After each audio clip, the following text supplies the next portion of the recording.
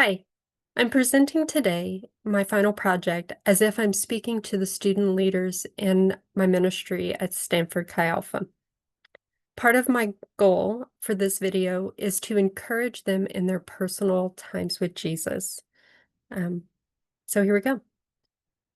Hey guys, I just wanted to take a few moments to record a video to encourage you in your walk with Jesus and give you things to think about before our leaders meeting next week. So want to be a reminder that we are a work in progress. So you may be looking at me and thinking, wow, Paula, you look a little different than you normally do when I see you on campus. My hair's not done. My makeup's not done. My glasses aren't even on. This was all intentional. I took my shower this morning and I got dressed and I thought, I am a work in progress. God has not finished with me. Much like you are a work in progress.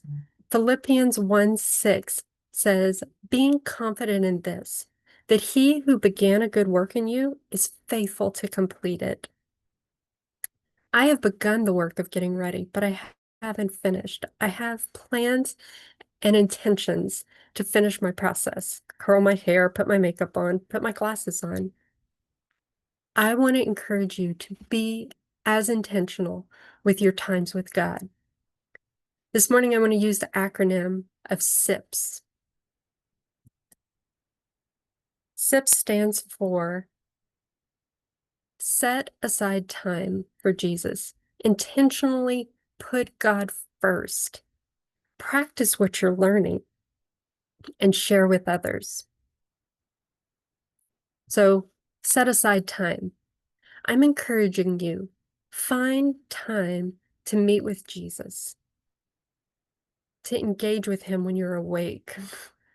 Be consistent in that time and find a dedicated space where you can meet with him.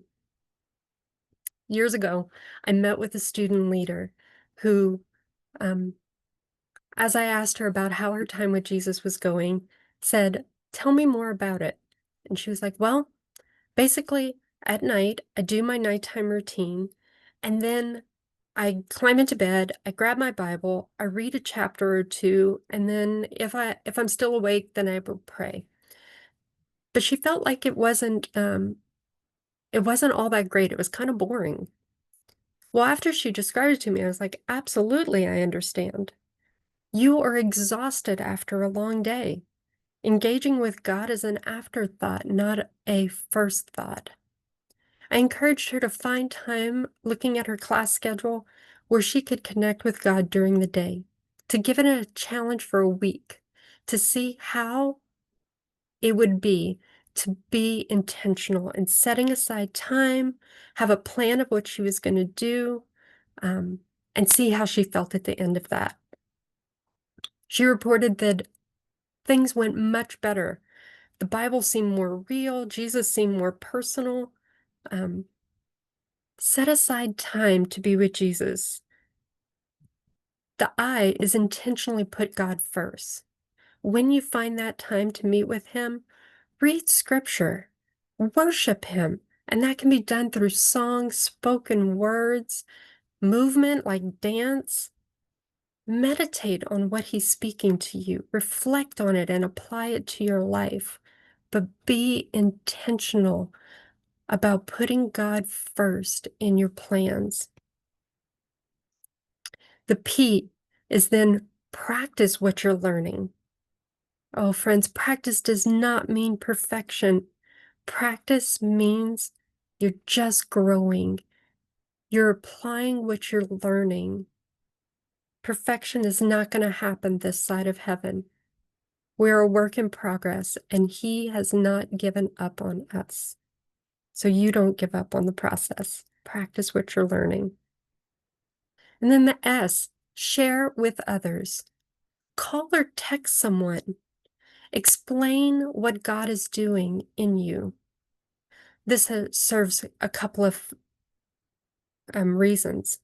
One, the more you share and explain what God is doing in you, the more solidified it becomes in your heart and your mind. It proves to yourself that you know what you're learning, that you're able to understand it. It also means that you have accountability. The person that you're sharing it with will then know. They can encourage you, they can challenge you. It's important to share and live life in community. So, as I'm wrapping up, I just want to remind you of Philippians 1:6. He who began a good work in you is faithful to complete it. He has not given up on you. But take small sips with Jesus. Set aside time. Intentionally put God first. Practice what you're learning and share with others. God bless, and I cannot wait to see what Jesus does in you and through you.